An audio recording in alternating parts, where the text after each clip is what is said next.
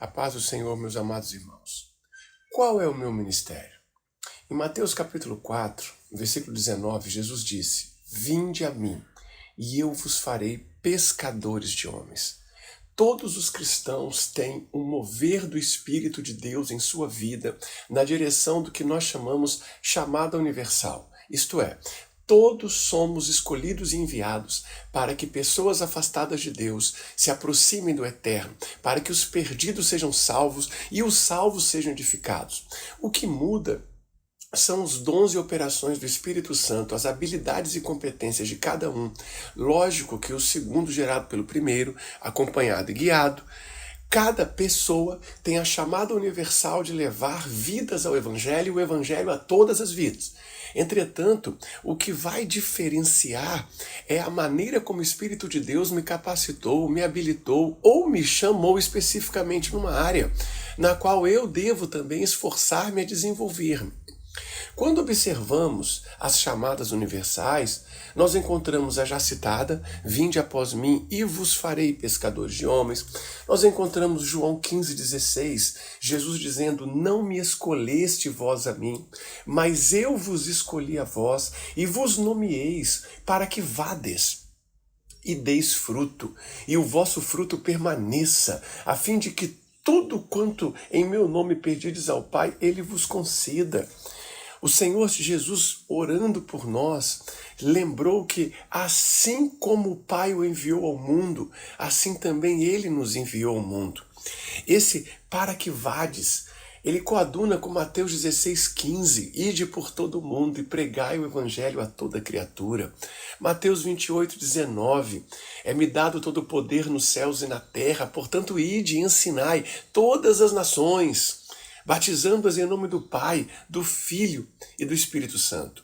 E o mais interessante é que, tendo eles partido, isto é, os verdadeiros discípulos de Jesus obedecem à direção do Espírito Santo na sua vida. Tendo eles partido, pregaram por todas as partes, cooperando com eles o Senhor, confirmando a palavra com os sinais que se seguiram. Quando a igreja cheia do Espírito Santo orava, buscando a presença e a direção de Deus, em Atos 13, versículo 2, o Espírito Santo diz assim, apartai-me a Barnabé e a Saulo para a obra que os tenho chamado. Então existe o chamado universal, que também se desdobra no chamado pessoal. Quando Atos 1,8 diz, recebereis a virtude do Espírito Santo que há de vir sobre vós, ele já entrega logo depois o resultado, ser-me-eis testemunhas, tanto em Jerusalém, Judéia, Samaria e até os confins da terra. Por quê? Porque a chamada universal nos leva ao encontro com o Salvador, e esta presença gloriosa, transformadora, regeneradora, santificadora do Espírito de Deus em nós, capacita, habilita e chama, guia, para obras mais específicas. Como diz ali em 1 Coríntios, no capítulo 12, no versículo 7, que cada dom foi repartido para aquilo que era útil ao Espírito de Deus na vida do salvo, na vida do justificado, na vida daquele que é conhecido como discípulo de Jesus. Em Gálatas capítulo 1, começa assim, Paulo, apóstolo, não da parte dos homens, nem por homem algum, mas por Jesus Cristo e por Deus Pai, que o ressuscitou dos mortos.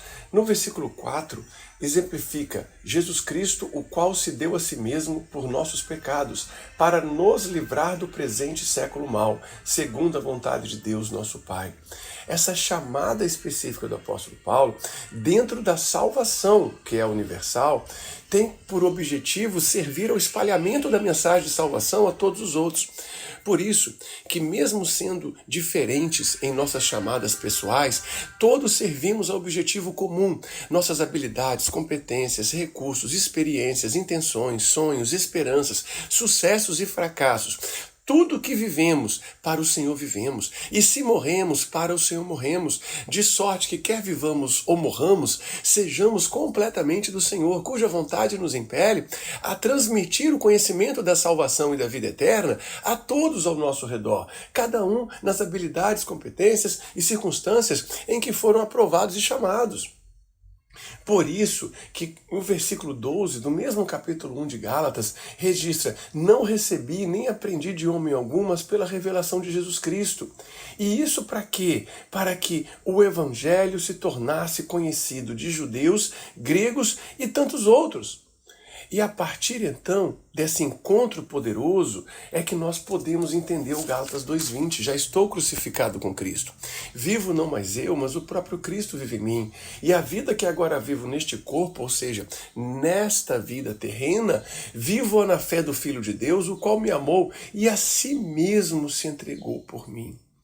Então, a palavra viva de Deus demonstra que todos os cristãos são poderosos instrumentos de Deus para a salvação dos perdidos.